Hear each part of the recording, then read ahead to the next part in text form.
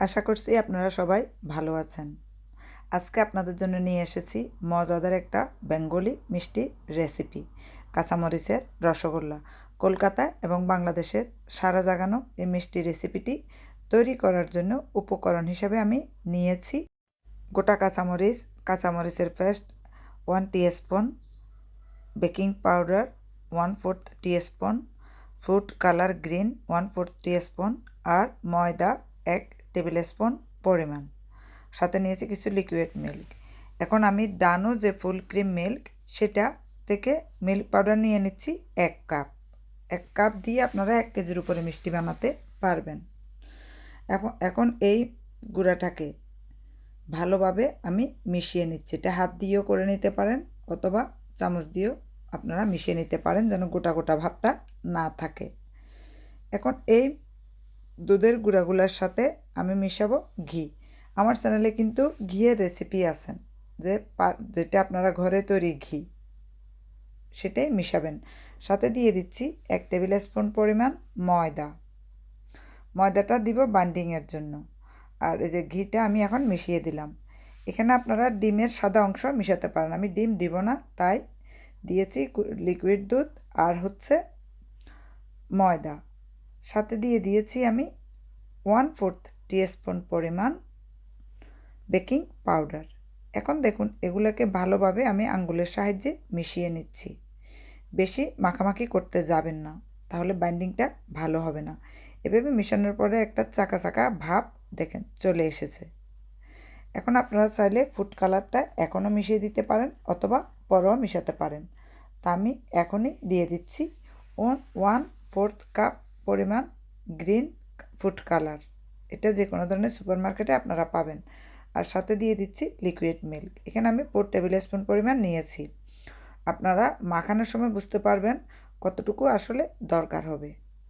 এভাবে আস্তে আস্তে আঙ্গুলের সাহায্যে আপনারা মেখে নেবেন।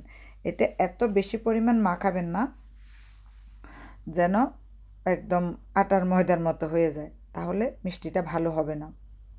এভাবে আঙ্গুলের সাহায্যে আলতোভাবে আস্তে আস্তে করে মেশাতে হবে। তারপর আস্তে আস্তে করে দুধটা আমি মিশিয়ে দিচ্ছি। দুধ কারো বেশি এবং কারো কম লাগতে পারে পরিমাণে। আর দেখুন এভাবে মেশানোর ফলে বাইন্ডিংটা কিন্তু চলে আসবে মাখানোর সময়ে, আপনারা মাখানোর সময় বুঝতে পারবেন। আর অতিরিক্ত কিন্তু মাখাবেন না। সাথে দিয়ে দিয়েছি আমি কাঁচামরিচ বাটা। 1 কাপ দুধের গুঁড়াতে 1 টিস্পুন পরিমাণ কাঁচামরিচ বাটাই যথেষ্ট। এখন আমি এটা মাখিয়ে জাস্ট হাতটা ধুয়ে আসবো। মানে 1 থেকে 2 মিনিট মাখানোর পর রাখবেন, বেশিক্ষণ রাখবেন না, তাহলে ডোটা শক্ত হয়ে যাবে। এখন আমি হাতের মধ্যে একটু ঘি নিয়ে ভালোভাবে মেখে নেব।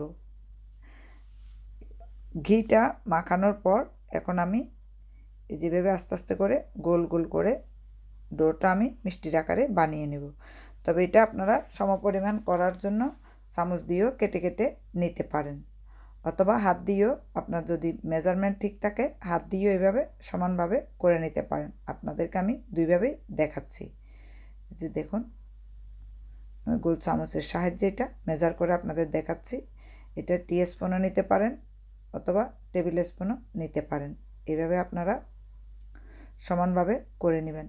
1 কাপ যে দুধের গুঁড়া সেটা দিয়ে 12-13টা রসগোল্লা কিন্তু হয়ে যায়। 1 কেজির বেশি রসগোল্লা হয় 1 কাপ গুঁড়া দুধ দিয়ে। আপনারা ছানা দুধ দিয়েও এটা তৈরি করতে পারেন। ছানার মিষ্টি আমার চ্যানেলের মধ্যে আছে, তাই আমি গুঁড়া দুধ দিয়ে তৈরি করে আপনাদের দেখালাম। মিষ্টি খেতে ইচ্ছে করলে ঝটপট আপনারা বাসায় এই মিষ্টিটা বানিয়ে নিতে পারেন। আমার চ্যানেলের টিপসগুলো অথবা রেসিপিগুলো যদি ভালো লাগে অবশ্যই আপনারা সবাই চ্যানেলটি সাবস্ক্রাইব করে রাখবেন, নোটিফিকেশানের বেলটা অন করে রাখবেন, তাহলে আমি যখনই ভিডিও আপলোড করব আপনারা নোটিফিকেশানটা পেয়ে যাবেন।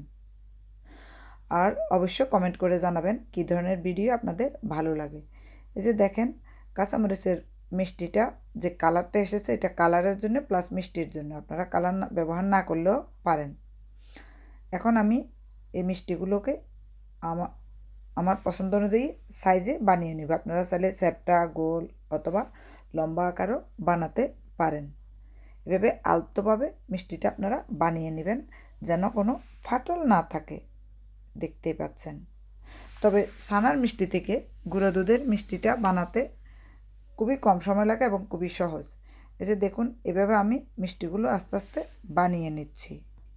মিষ্টিগুলো বানানোর পর এভাবে ফেলে না রেখে একটা ঢাকনা দিয়ে রাখবেন।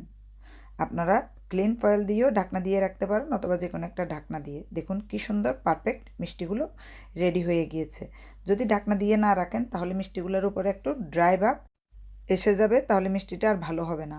এখন আমি মিষ্টির শিরা বানাতে আসলাম।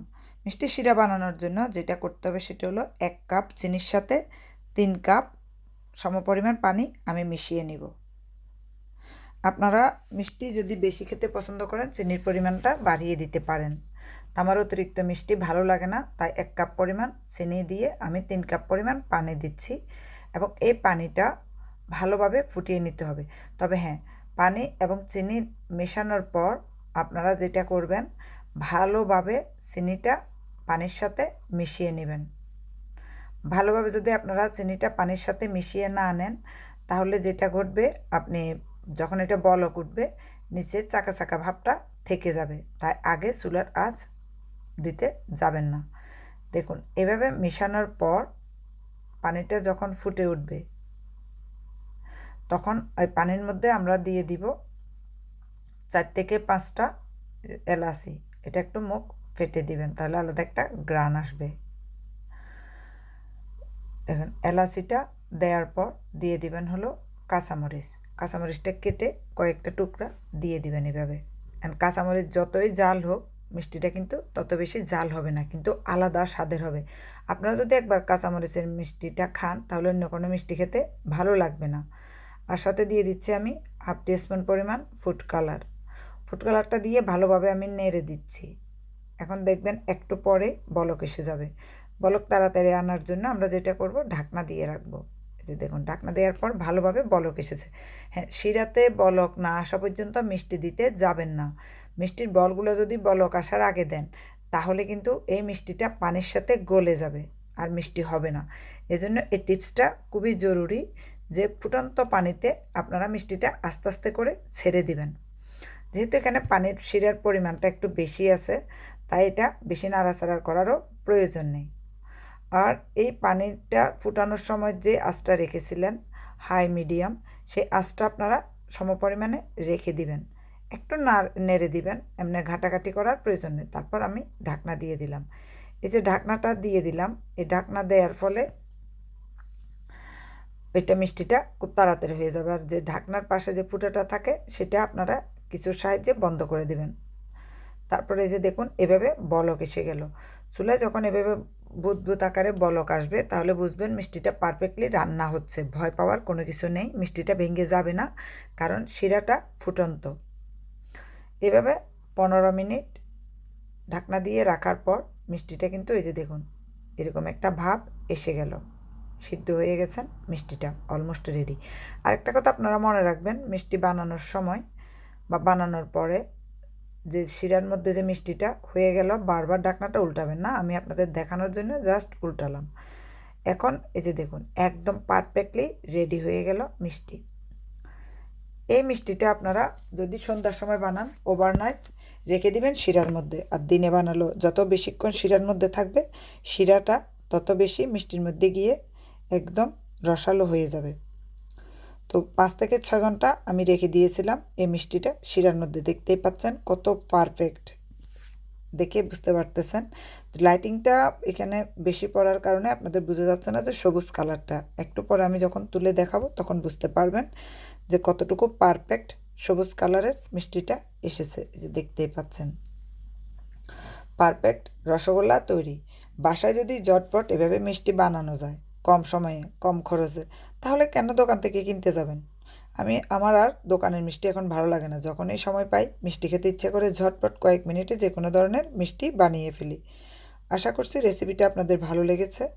ধন্যবাদ আপনাদের সবাইকে। ভালো থাকবেন সবাই।